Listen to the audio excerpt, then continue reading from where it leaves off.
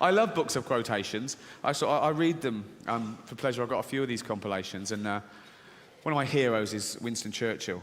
And when I read "Give us the tools and we will finish the job," I thought, how inspiring.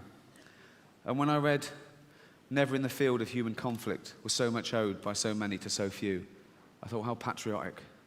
And when I read "It is a good thing for an uneducated man to read books of quotations," I thought, you cheeky fat git. People say that Oscar Wilde is the greatest genius that's ever lived. Let's test that. Here's one of his. "All women become like their mothers. That is their tragedy. No man does. That is his." That sounds a bit gay to me. Just, I don't know. Give it another go, isn't it one? "I couldn't help it. I can resist everything except temptation." That sounds gay as well. I want to start that with an ooh. I want to go, "Oh, I couldn't help it," you know? And I want to end it with, "I can resist everything except temptation. Chance to be a fine thing." Do you know what I mean? And when he went through customs all those years ago in New York, and the customs officer, just doing his job, said, "Have you anything to declare?" Oscar Wilde famously said, "Nothing but my genius." It's not witty. He planned that. I bet the first time he went through customs in a foreign country, he was all, "Yes, sir, no, sir. Anything to declare?" "No." "On you go." "Oh, I just thought of something fucking brilliant to say." "Oh. Excuse me, can I go back?" "No, no." "Oh, God." He had to wait weeks in those days, back on a boat to England, planning it. "Anything to declare?" "Nothing but my genius. I'll be in a book of quotations one day." So he gets there again, finds the same bloke, goes on, bloke goes, "On you go." "Oh, didn't even fucking ask me that time."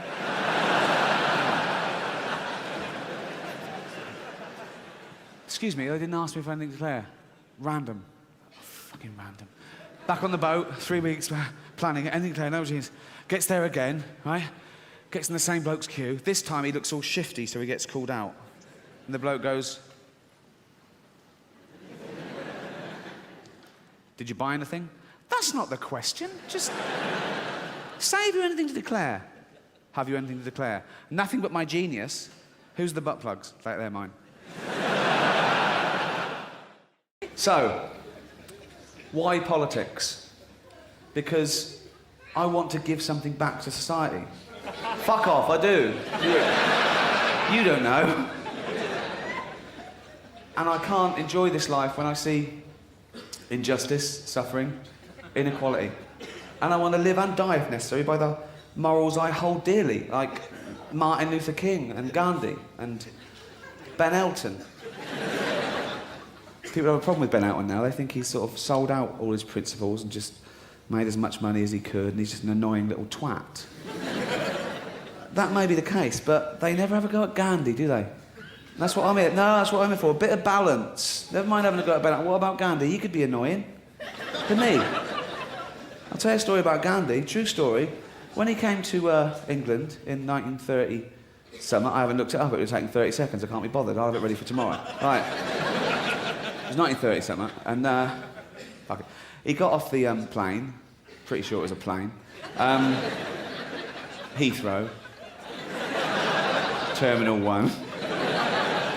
And he gets off, like, "Oh, God, Mahatma Gandhi in our little country, surrounded by journalists, photographers." They couldn't believe their luck. And one little journalist went, "Mr. Gandhi," respectful like, said, "Mr. Gandhi, what do you think of Western civilization?"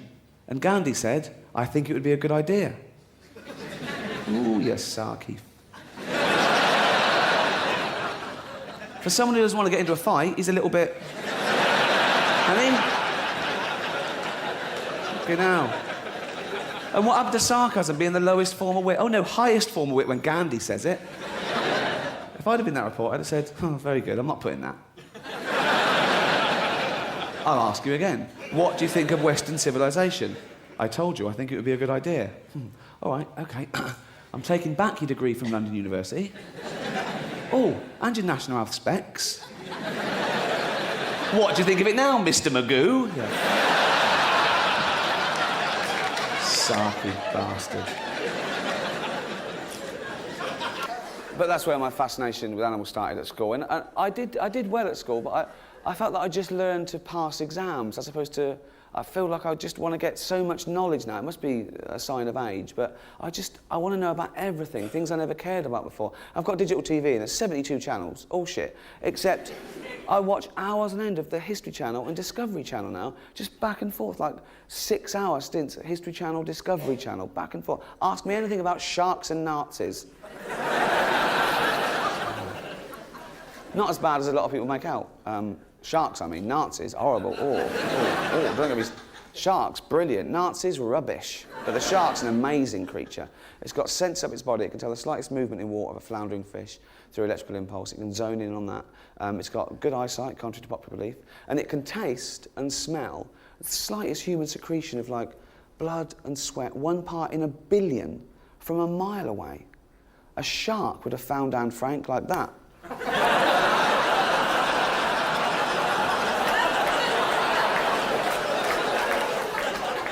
Nazis, rubbish. No time for them, no time for them. I've been to her house, it's tiny. I can't believe one of them didn't go, let's look upstairs today, you know what I mean? What the fuck were they doing? Okay, yes. Yeah, Sarge, wait, what? What's that tapping noise? Rats, move on. Oh. She had time to write a novel, for Christ's sake. Well, it ends a bit abruptly, and no sequel, lazy. What is politics? Politics is the art or science of governing people and governing society. What's the best way to live? How do we live in harmony? That's what we're looking for. Democracy is the closest thing we've got to everyone sort of chipping in, but even that's got problems, you know, who gets the vote? Should everyone get the vote, you know? Dangerous question. The political philosopher Nietzsche said that not all people do deserve the vote and that not all men are born equal. This was classically misinterpreted by Hitler, who went way too far with it. And he just, do you know what I mean? Imagine that. You're a great scholar, Nietzsche, and you write that, and you get called to Hitler and say, all right, Nietzsche? All right, Adolf? Yeah, just been reading your book. Do you like it? Brilliant. Love all that. Man and Superman, not everyone's equal, kill all the Jews. Sorry, what? Not everyone's equal, kill all the Jews. I didn't write that. No, I read between the lines. No, I didn't mean that. You've totally misinterpreted the whole point of it. Yeah, definitely. It's awful. Oh, it's dreadful. Have you been killing Jewish people?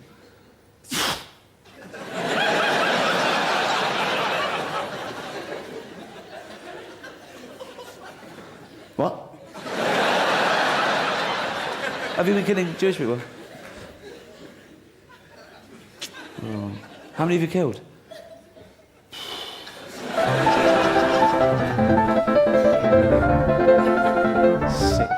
6 million? Yeah, all right, don't worry about it. I'm not going to do any more. That's it. Leave it at 6. Move on. It's time for tea anyway. Cool. Yeah, but be careful. You writing any other books at the moment? Well, I am, but I'm scared to tell you about it. I won't do anything. What's your new book called? My new book is called The Jippos. Do we need them?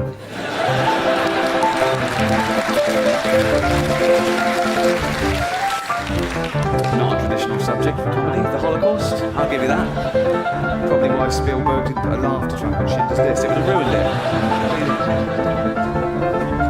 When Schindler's List came out in American cinemas, they actually banned popcorn. It's true, and I think that's a great idea. But I think they should ban it in all films. I don't want to go and watch a film with someone grazing next to me. You know what I mean? Obviously, I did it in that because of all the people that died in it. But what about all the people that died in Mad Max? Let's keep it fair. And that was more recent, it was the future, so it was really recent. I think Schindler's List is a fantastic film. And I didn't watch it at the cinema, actually. I got it out on video about a year later by mistake, because I'd never heard of it. And I was in Blockbuster, sort of late one night. I was a bit drunk. And I thought it was a porn film. No, because I saw 18 certificate, top shelf. I thought, oh, black and white, dodgy home movie, you know. German sounding, they're the best. And what swung it was that quote on the back from Barry Norman, have a box of Kleenex ready.